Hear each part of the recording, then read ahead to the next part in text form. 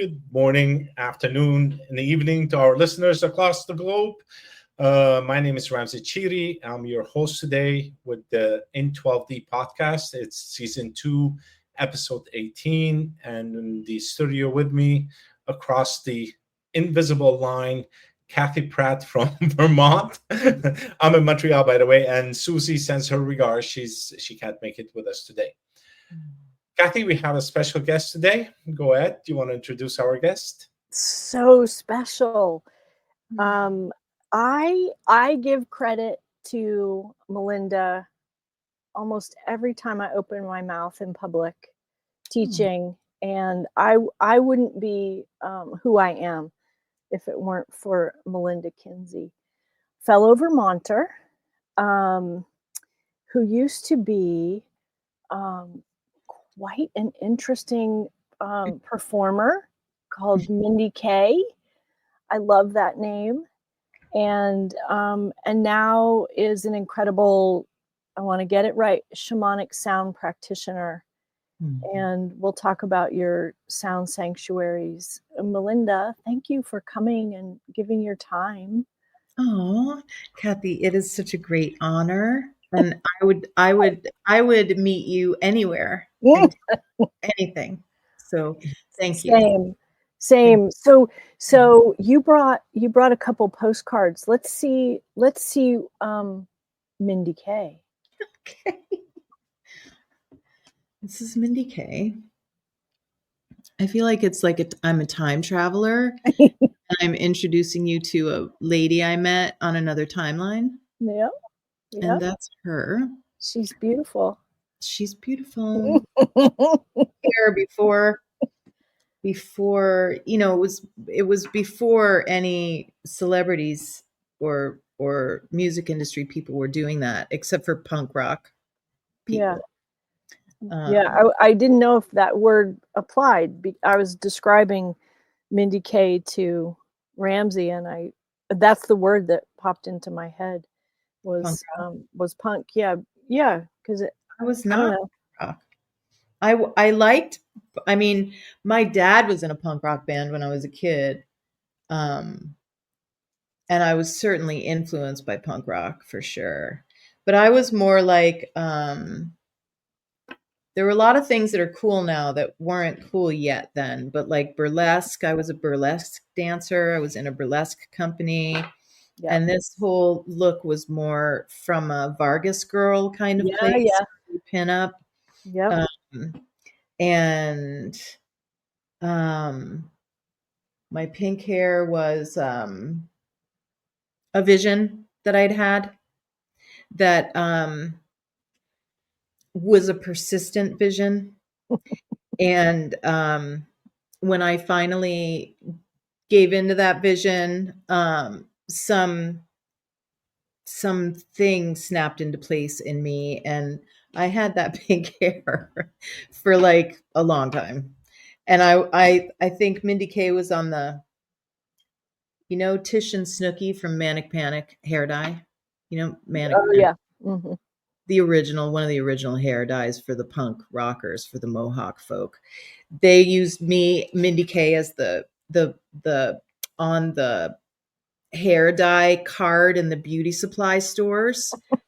She was there under the little strip of pink hair to show what bubblegum pink looked like. Yeah. So I don't see pink hair anymore. So what talk to us about, I know your parents were musicians, and then you went to New York, and now you're back in Vermont. Shamanic sound practitioner. What's that? Our theme, ordinary to extraordinary. How did that happen? Well, my dad's a New Yorker. My dad's from Far Rockaway Beach, Queens. And so half of our family is like, really, really Irish and Scottish immigrants, building New York kind of thing. So New York wasn't that much of a stretch in my mind, because I felt like I was from there, even though I grew up in the wilderness. And my mom wasn't from Vermont either. They were both back to land hippies. So I was like born in a bread truck in the Colorado mountains on an Indian reservation, like For real? during. Oh yeah. Yeah. I was born on a Navajo reservation because my dad had long hair and a beard, and the other hospitals wouldn't let us in. So, it's been crazy from the beginning, I suppose. And so then we moved to Vermont, and there's a whole story about my dad was the drummer for the Cowsills, which then became the Partridge Family. Huh. In the 60s then, and we almost were part of the Cowsills life in California, but it became dangerous for. I'm going to try to avoid all the stories because we'd have to be here for like 100 days. But so we ended up here in Vermont, in the Northeast Kingdom,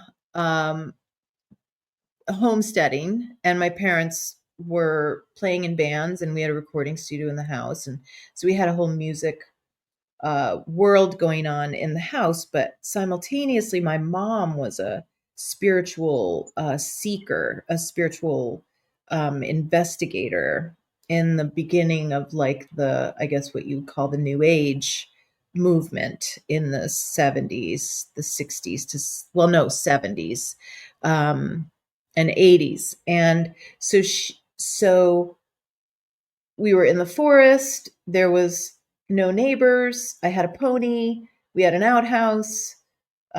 We were homesteading, and there was music. And then there was also bending forks with our minds and blowing holes in clouds with thoughts, and lots of conversations from a young age with my mom about Mayan symbology and using more of the brain to manifest, and a lot of crazy things like that. And then they gave me Silva mind control method for my 18th birthday. So I was using my brain to visualize workshop areas for manifesting, and programming my brain on my own from the age of 18. And then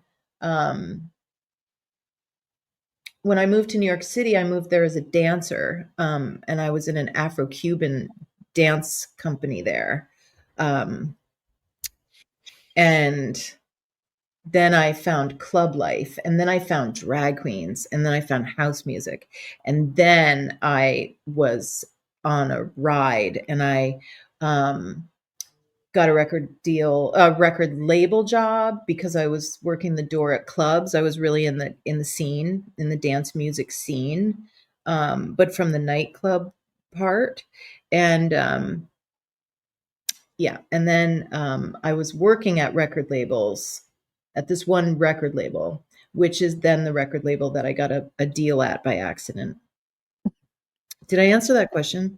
Sure. Oh, good. Sure. Incredible. Yes. There's a lot going on. So Ramsey asked before, you use shamanic as a term, shamanic sound healer, shamanic sound practitioner. Talk about that term a little bit. Yeah. So when I completed my sound healer training with Zakiah Blackburn at the Center of Light, it was a 3-year training. It was very intense. It was a consciousness expansion training, and we were learning how to work with sound shamanically. And it was before sound healing and crystal singing bowls like became mainstream. And so we were always talking about like, what do we call this? Like, do we call ourselves sound healers? What term can we use to describe what we're actually doing that is accessible to people? And now what I've found is that because sound healing is an emerging mainstream modality for in energy medicine and consciousness expansion, and people learning about frequency and how it's like we're what we used to call like emotional intelligence, like was the cutting edge to become emotionally intelligent. What's coming now is becoming vibrationally intelligent and frequency aware. And it's just coming into collective consciousness. What is frequency? What are people talking about? We used to call it vibe or like energy, but now we're like really dealing with the fact that everything is vibrating particles. And if everything's vibrating particles, then everything has a frequency. And thought affects things, sound affects things, things affect things here in this world. So the term shamanic sound healing or shamanic sound practitioner, distinguished separate from sound healing or sound healer, is the practice of using sound to be in relationship with the unseen realms, to be in relationship with it. We're not aiming at it and hoping it works, which is also totally fine. And it's not better than anything else. It's just different and needs to start being distinguished as different, where I am not a shaman. People have called me a shaman, but in the place we're in now on this planet with cultural appropriation and the wheel of karma coming around, where we have to really deal with how we've been treating the native people of all the lands on this planet. In the indigenous communities that are on the earth right now, and what we know about the roots of shamanism, even though I am doing my work all the time and I'm rigorously training and doing shadow work and doing work on myself all the time to do the work I'm doing, what it meant to be a shaman in an indigenous wisdom community was to be born into that title. You were coming from a lineage. I have my lineage. I have my mom. I'm sure that in my ancestry, I'm Irish and Scottish. So there are tongues and languages and knowings and matriarchal wisdom in my DNA that I don't know about in everyone's DNA, because we all come from a native people, every single one of us. But I don't like using a term as a white woman in America that we are also using to describe an indigenous medicine man or woman who has been born into a lineage and comes from a culture that is living in harmony with the unseen realms and in a relationship with the earth that my current culture is not doing. And so it's just a personal thing for me. I'm not really judgy of what people use as their titles, and I think it's up to each person. So I want to be really proud of whatever word I use for myself. I want to feel like, yeah, man, that's what I am. And I want to feel like, I kind of want to use that word, but I don't want to. I agree with you. I agree with you in terms of the shaman and the name and what it is used for and what does it mean to a certain group of people. You're born into it. You cannot become it. And also the lineages that comes through the indigenous, not all of them are chosen ones. They're kind of a chosen one that become a medicine man or a medicine woman that goes and take the shape of a shaman. Yeah. And I'm listening to you, and I don't want you to sell yourself a bit short, but we are all indigenous, like you mentioned. We all come from the same lineage. Yes. Only difference between the two is that we went around and then we came back to our source. And today we're here. We kind of looped into it. So I don't want to say white people, but most people who live in societies and cities and so on, we lost our way along, throughout history, and now we're going back to where we came from. Yeah, So man. that's And kind of fit within where you stand today, but maybe you want to use a different term, which is fine. Yeah. I just wanted to understand exactly where it's coming from on Yeah. your end. Yeah. The primary use of the term shamanic sound healer or shamanic sound practitioner for me is because the approach from which I am doing my work is more shamanic in nature, because I am creating a multidimensional container that my work happens in. There is an altar there. I am putting myself in another energetic body that is a higher frequency self, not instead of this body, but in addition. I am calling in guardians that I can see. And I have nations of beings that come and work with me that I see, that mostly do the work in the containers that I create. I am their assistant. I am the facilitator. I am the earthbound, human-bodied hostess of any healing that could possibly happen in the container that I dial in service to whoever has come to be in that container. So I just facilitate why ever they're there, and I don't even need to know why. I just know what my job is, and it's between them, their guides, and the realms of light.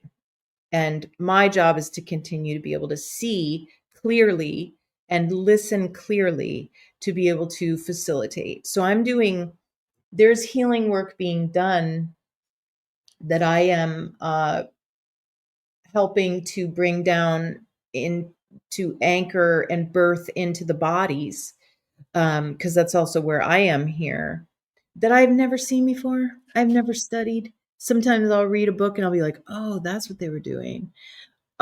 Working with DNA, we're working with cells, we're working with sacred geometry, living energies, elementals, animals, star beings, medicine men and women come in from cultures that I haven't studied. I have to ask them who they are. And I'm so honored that they come. And my practice is to get out of the way and continue to keep the work flowing through. That's a good one, because you answered my second question, which I never asked. I like that. So now the follow-up from my previous question that I never asked is that, who are these beings that you are working with? Are they your guides, or do you have a name for them, or have they identified themselves as different? Are they from this earth? Who are you working with?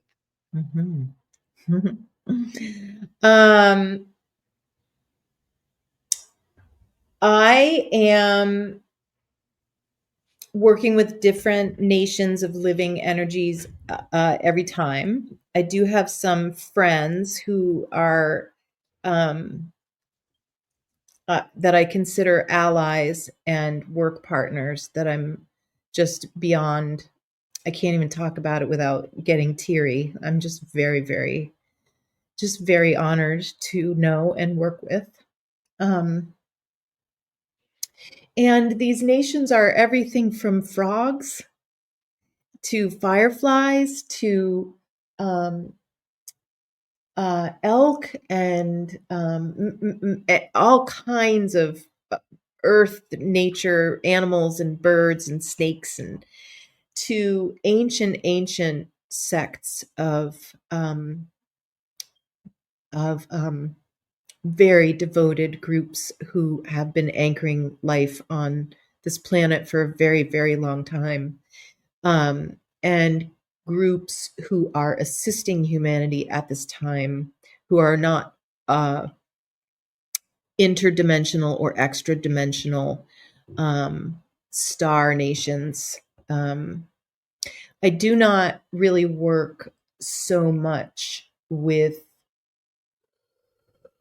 It's my intention and my declaration that when I'm working with star beings, I'm impeccable about working with star nations that are 100% in every way in a devoted service to the human race and to our blossoming and to our divine blueprint and to our sovereignty. So there's no experimentation in my containers, and there's no questionable energetics ever on any level, on any timeline, in any way. Okay. When did you have your first interaction or encounter with your guides?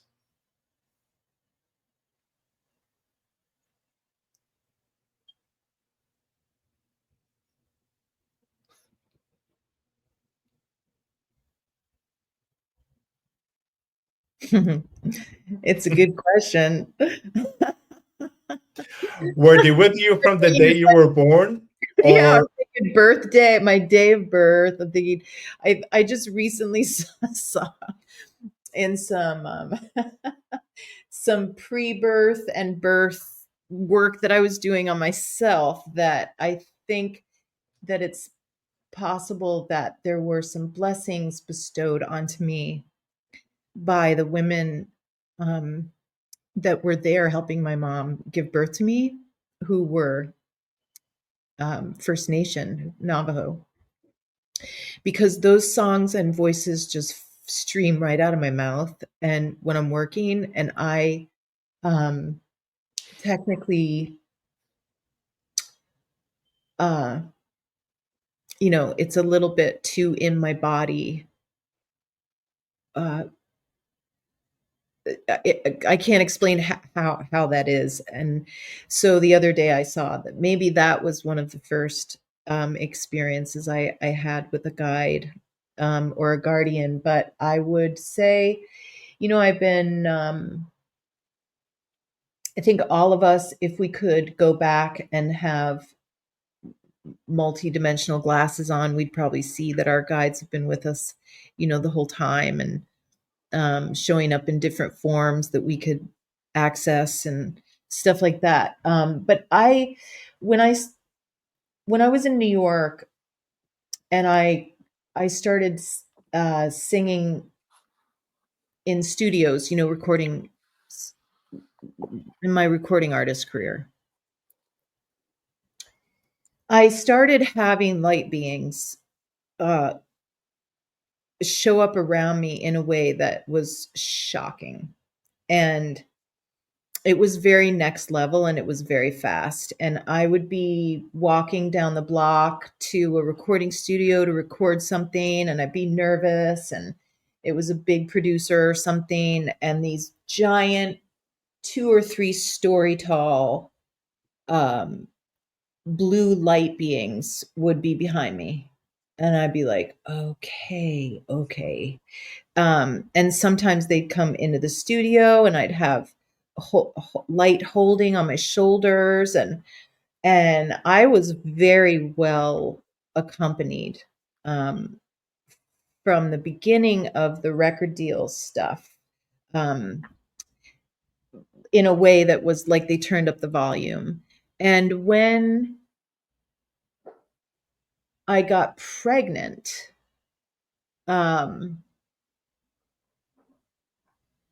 it started being crazy. And after the birth of my son, and he was a tiny newborn, I had a being come into my body I was sitting on my bed with him, my baby in between, like I was sitting up with my legs out. My baby's on the bed right here. And this being came into my body, and she wouldn't let me see her head, but she was red.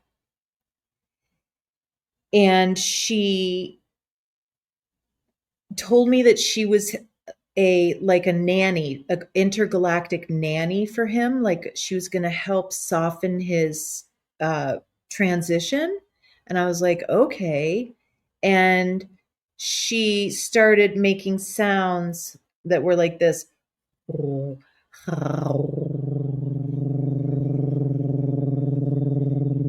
out of my hands into this little baby's body. And I was very like, oh my God, and nobody can ever know I'm doing this. Nobody can ever see. This is the weirdest thing I will ever do in my life. And his whole little body just went like he was being soothed by something. And I was like, wow. And so that lady, who I then affectionately called the Red Lady, came into my body area quite a bit. And one time I was performing at a big kind of bougie event in Soho in front of a lot of art people. And my head, I was holding the mic, and my head went, and my head was 2 or 3 feet above the mic. And my feet were like 9 or 10 feet down away from where I was looking. And I got nervous, and there were 2 or 3 voices singing out of wherever my mouth was. And I think it would have been awesome, except for I was in front of people, and I was worried I was going to fall down because I couldn't run my feet. Like I felt like, how do I get into those feet? How do I move them to stay? I'm in a costume. There's a lot of people, hundreds of people looking at me, and I cannot fall down. And that was a changing moment. I was like, there is something going on here that I need to probably address, because I'm either losing my mind or there's some spiritual thing happening to me that I need to face. So basically, your key connection point was with your son, the Red Nanny. Then, of course, it started to expand into other stuff. How did you manage to integrate it into your day-to-day life? Because you're not an ordinary person. You're not going to your office and typing a few things and then leaving at night. You were a performer, so you meet a lot of people. How did that work for you? What did you do to manage, well, your 2 lives, basically? Your earthly one and your spiritual one, whereby it's actually starting to interfere with your personal life in a way. Yeah. Well, I also noticed during that time with the Red Lady and the events that were occurring for me, that I didn't have anyone to tell anymore that could hold that space for me. I had spiritual friends. I had, always had a very rich spiritual life that I kept separate. It wasn't in all my friendships. It wasn't the theme of my life. It was an undercurrent of who I am. And I had friends there, but I started realizing I have no one I can talk to about this. I don't have even my wisest spiritual friends. I can tell them, and all they can say is like, whoa, wow, what are you going to do? Like, that was kind of it. And the more I felt like that, and I was getting afraid. And by the time I gave birth to my second, or I got pregnant with my second child, my daughter Magnolia, it was increasing. I was shown who she was before she was born. I was being guided about who she was going to be, her health, all kinds of things. And I was like, I got to get home to Vermont. I got to go home to Vermont. I'm going to have to just go home to Vermont. And I also recognized, because I was 40 with my second kid, I was an older mom. I recognized that I needed a teacher. And there had been times in my life before where I'd been over my head and I needed a teacher. And I recognized that. And I was like, I need to go home to Vermont. I need dirt roads. I need peepers and fireflies, and I need a teacher. So that's what I did. And I left my entire life in New York, and I left that whole career, and it was really hard. And I moved home to Vermont with 2 babies, and a husband who was my producer, who I had a down tempo electronica band at that point that was doing quite well in the city. I had toured as Dido's background singer. I'd done a bunch of stuff, and I had to choose which life, and I chose the spiritual path life, and it was really hard. It was dark night of the soul that continued for many years, and everything that I had, everything that wasn't aligned with that path, either died or crumbled in my hands. And I found a teacher. I found a couple teachers. And you were the one that I found when I was afraid. Oh. So, yeah, lots of, I'm so glad. I don't remember how I found you. I guess at a sound sanctuary. I remember you told me a story one time about reading, I don't know if it was with Sunny or Magnolia, a children's book, and it was about touching the bark on a tree. Oh. And you scoop them up and you say, hey, well, let's go out and do that thing. Mm-hmm. And you couldn't find a tree within reach in the city, and that was one of the last straws. I think that's so beautiful that it was maybe the trees of Vermont were hailing Melinda back. Yes, they were. Through the ground. For me, I think it was for me so that I could find you. I'm really glad about that. So you talk about frequency, and you made music. You made music as sound as music, and now you use sound for healing. How do those, clearly they're different? Yeah.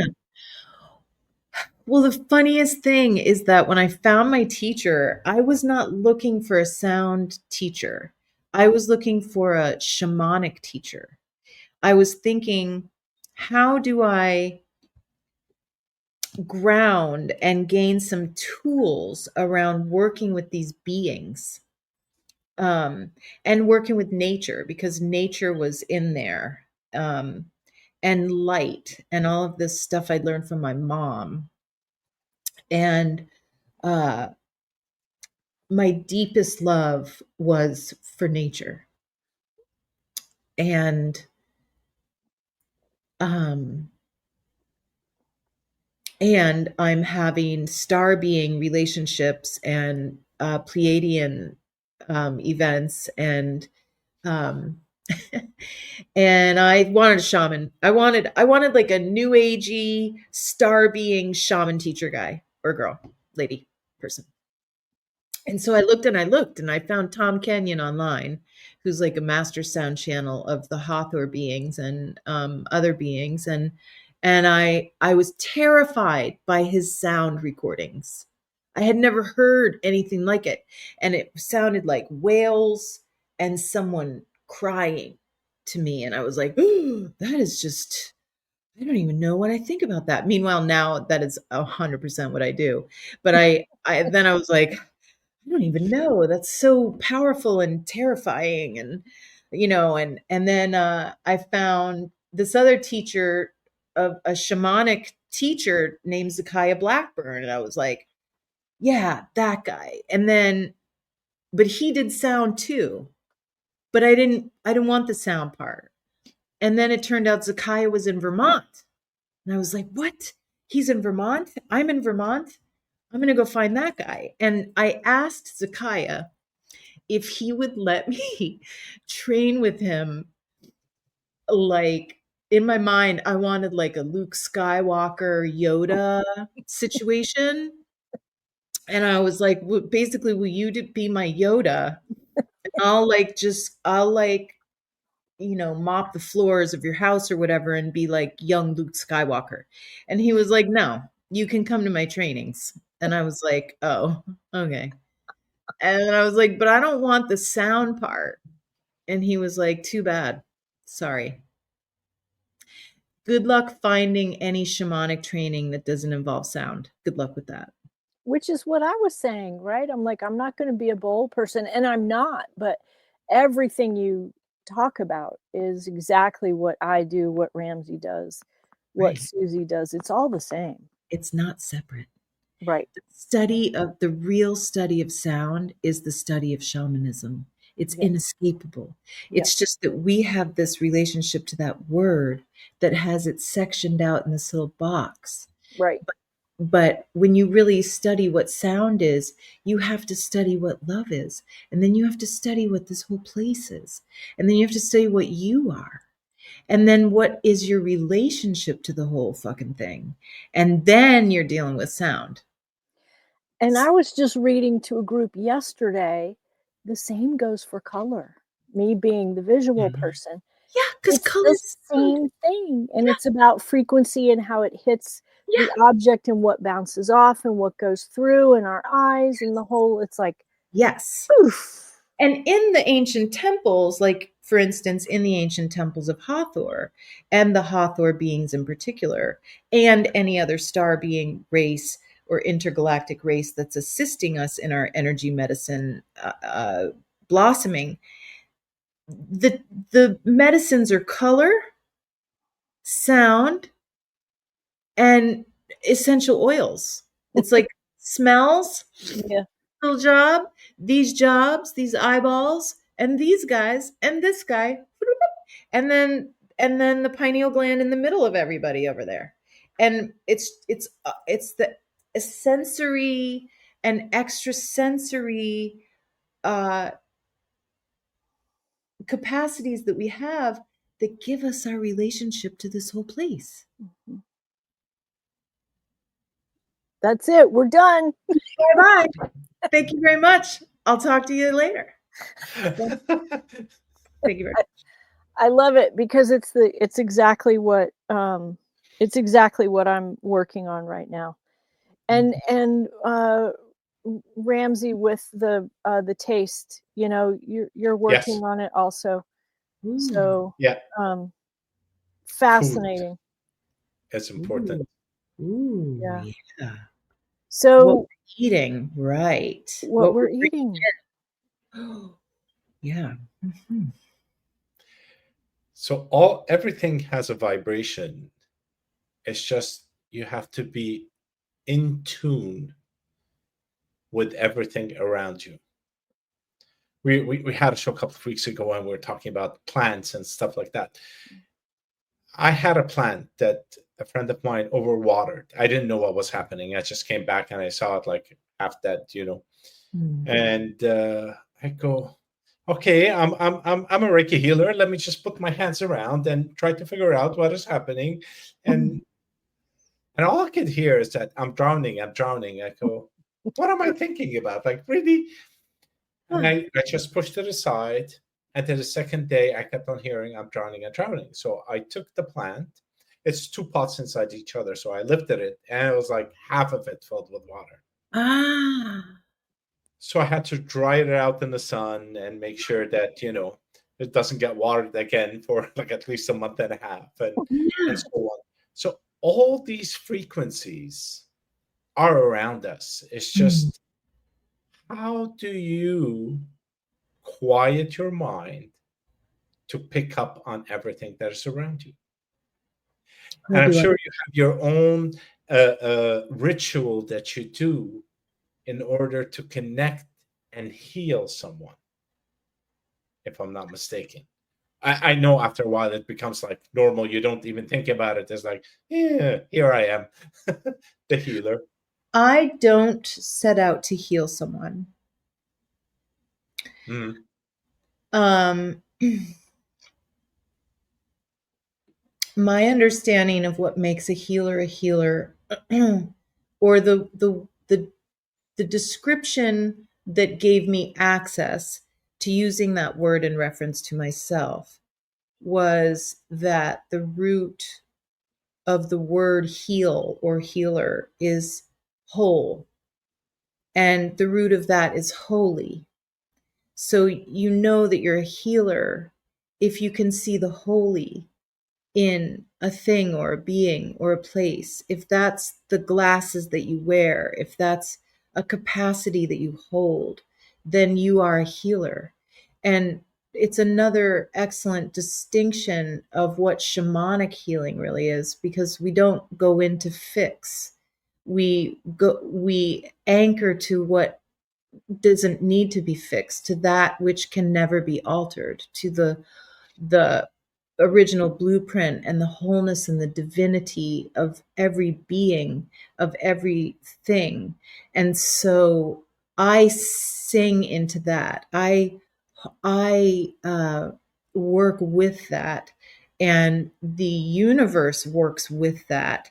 And through, whether they're streaming rivers of light through some level of a light body or a person's being, or they're doing some alchemical transformation with sacred geometry shapes and the living energy of rose quartz, or whether it's a past life regression into some work in Egypt that this client did, I'm there for it. I'm there for it. I am, my job is to anchor into the light that they are, that they were before they came here, and they will be when they leave here.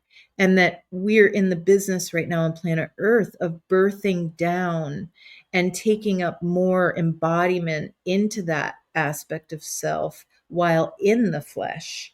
And that's what I think is going on planet Earth right now, is not leaving the body to be in that self, but being in the body and expanding into that light body, Christed, also very real self that is. So that's one thing. And then the other thing is, I do have a process before I work, like before I do a one-on-one session or a group event or something, and I teach that process in my mentorship called the Path of Light mentorship program. And it's not a sound healing course. It is a prerequisite to my sound healer training. Um, my sound healer training, I'm calling it a modality. The systems that are developing through my work, called SoNar Sound Healing Technique, and that's what my sound healing technique is called. And sonar, because that's using sound to navigate the unseen. Um, so the Path of Light mentorship, that's a prerequisite to my sound healer training, is a 13-week uh, virtual course. I mean, you work with me, we're on Zoom, on how to create containers that you can feel and be and know and be in your own private relationship with the reality of them and the guardians that come, but not as protection, as precision, dialing in the frequency that you are in service to, the core signature frequency of you, what your soul came here to do and be, who you really are, and on a level that makes you cry, like that makes you weep at the truth of your own innocence and true desire to love or help or build or something. And we do that work. We discover what that truth is about each person. And then standing in that, a whole other light body is possible, because you're standing in your station. You found your spot where the light of that can only shine through a person who's standing in their true core signature frequency, purity of their heart. There's a light that shines there on this planet, and it can't shine anywhere else that way, only where you are when you're doing that. And when you erect a container from there, wow, forget about it. You're a walking temple. And if you know how to do that in 5 minutes, 10 minutes, the amount of sacred anchoring and frequency potential wherever you are is unfathomable currently. So I do that. I have a really quick system. I step into it, literally into like a unitard. That's my higher self body. I make sure I got it on.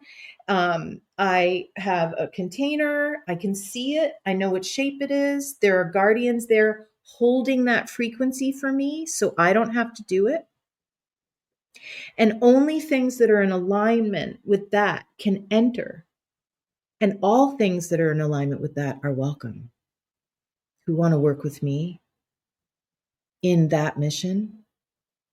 But nothing else can enter there because of the laws of frequency. So sometimes I'm tuning into like these teeny little things and singing the song of tiny little things. And sometimes they pull me back and I can hear the song of the whole thing. So. Can you see why I worked with this lady? I mean, like, right, I feel like my spine is aligning and I'm feeling more powerful, right? Just listening to you. Oh, Yeah. thanks, Kathy Pratt. It's beautiful. So well explained. Oh, thank you, Eric. So well explained. Mm. Yeah. Beautiful. Mm. I don't know. I don't have any questions because I'm like doing the thing. We're doing it. Yeah. You can't talk about it without doing it. That's when you know it's good stuff. Yeah. Mm-hmm. So if anybody wants to learn this technique, which is an awesome technique, MelindaKinzie.com is scrolling at the bottom. Go check it out. I would like to take maybe half a minute or a minute to listen to one of your sound healing. I think it's called the Elk. It's Blue Elk, I think you're going to play. Yeah, Blue Elk. So I'm just going to put it on for a sec. Cool. And let's listen to it.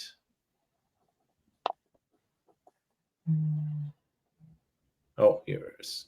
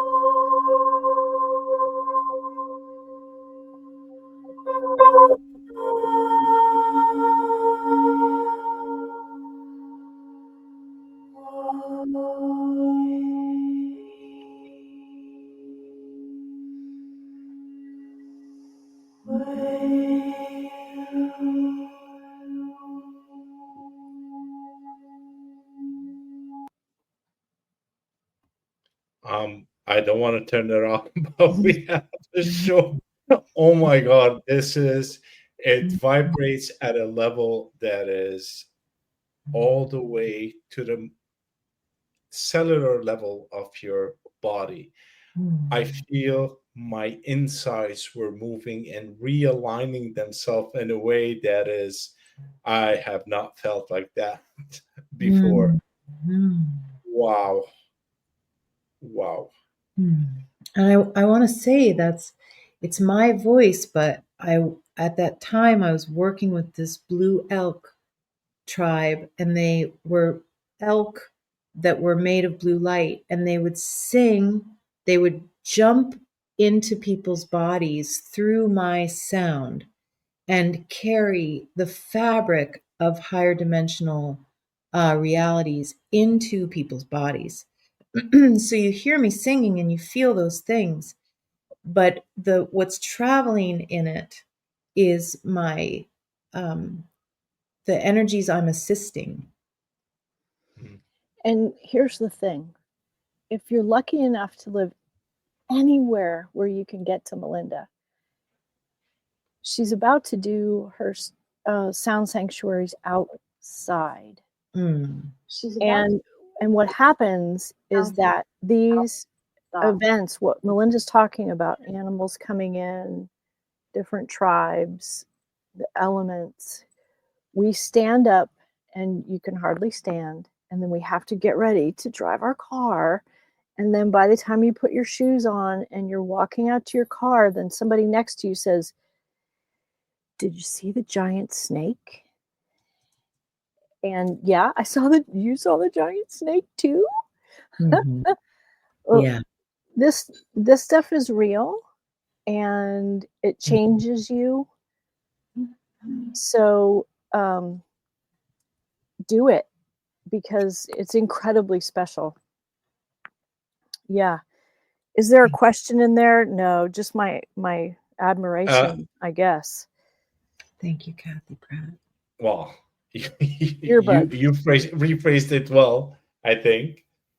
And also, we had a question from the listener, which I believe it is there a difference when listening with earbuds or speakers? I personally feel that earbuds are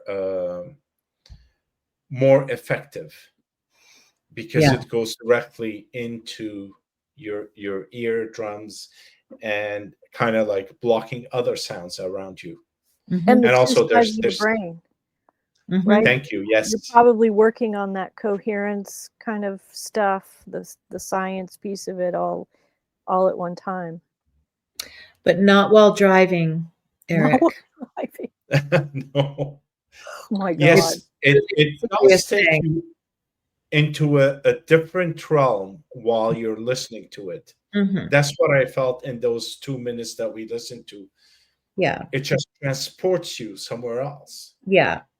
Eric, if you are in an environment where you'd like a peaceful flow, where you'd like to lift the energy, which I'm seeing you're in Hawaii, so maybe you probably don't need that. But if you ever wanted that, having it on speakers in the spaces is I've done it like that just to keep the angels singing around.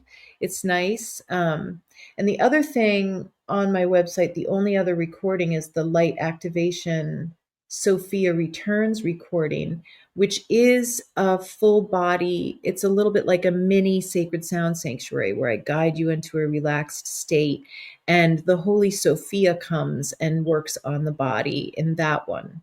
And that's an extraordinary practice as well on the website there. Yeah.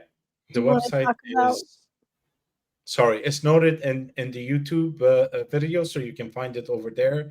And it's also for listeners online. It's melindakinzie.com.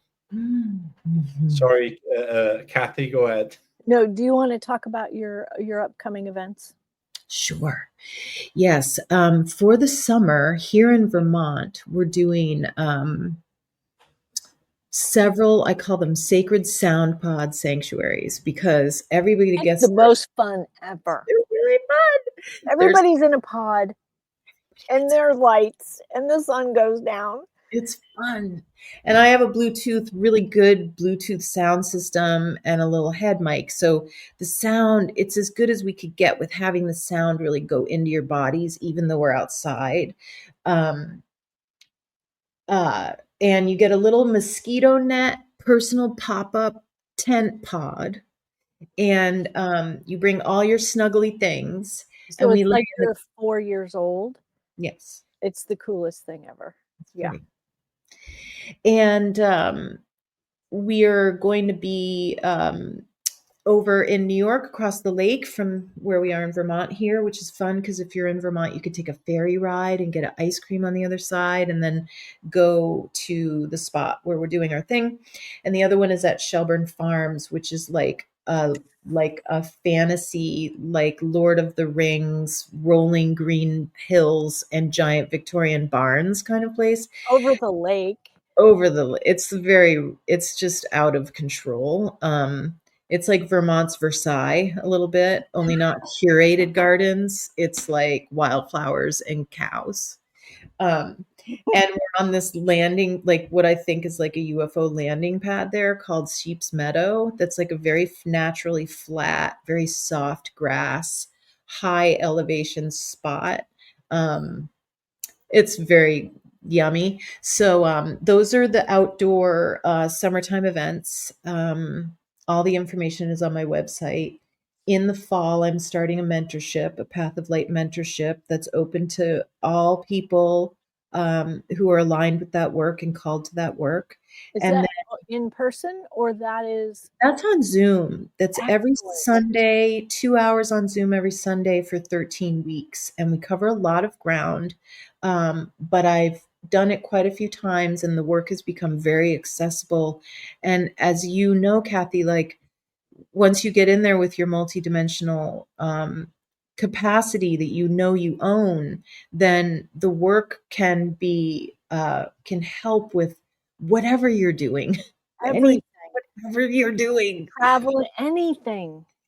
Being a painter, being a dentist, being a Reiki person, leading plant ceremonies, anything that you do, it's in harmony with all wisdom cultures and respects all practices you might already have, as long as they're in service to what's good, to life.